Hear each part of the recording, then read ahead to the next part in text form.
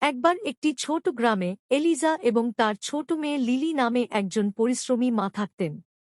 Eliza তাদের ছোট পরিবারের জন্য দিনরাত পরিশ্রম করেছে, লিলির মধ্যে সততা এবং দয়ার মূল্যবোধ জাগিয়েছে। একদিন বাগানে খেলতে গিয়ে লিলি সোনার মুদ্রায় ভরা একটি ছোট মানি ব্যাগ দেখতে পেল। উত্তেজিত সে তার মায়ের কাছে দৌড়ে গেল, চিৎকার করে বলল, দেখ মা, আমরা ধনী। এলিজা পার্সটি পরীক্ষা করে দেখেছিল যে এটি তাদের প্রতিবেশী মিসেস থর্নটনের, যিনি সম্প্রতি তার স্বামীকে হারিয়েছিলেন এবং শেষ মেটাতে সংগ্রাম করছিলেন। এলিজা লিলির দিকে ফিরে বলল, আমার প্রিয়, এই পার্সটি আমাদের নয়। আমাদের অবশ্যই এটি ফেরত দিতে হবে। কিন্তু মা, লিলি অনুরোধ করল, আমাদেরও টাকা দরকার। এলিজা তার মেয়ের স্তরে নতজানু হয়ে আস্তে করে বললেন, সততা সোনার চেয়েও মূল্যবান। আমরা যদি এই টাকা রাখি, তবে আমরা সব সময় জানব যে এটি আসলে আমাদের ছিল না।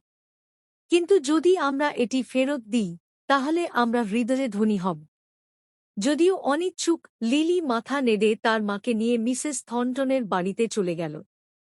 তারা যখন পার্সটি তুলে দিল, মিসেস থর্নটনের চোখ কৃতজ্ঞতায় অশ্রুতে ভরে গেল।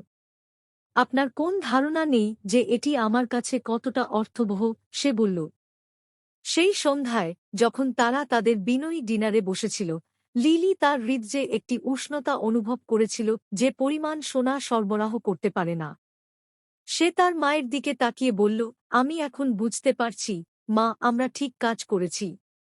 এলিজা হেসে মেয়েকে জড়িয়ে ধরল। মনে রেখো আমার প্রিয়, সত্যিকারের সম্পদ আসে সেই মঙ্গল থেকে যা আমরা অন্যদের দেখাই। সেই দিন থেকে লিলি তার মা তাকে শেখানো সততা এবং দয়ার পাঠটি কখনই ভুলে যায়নি।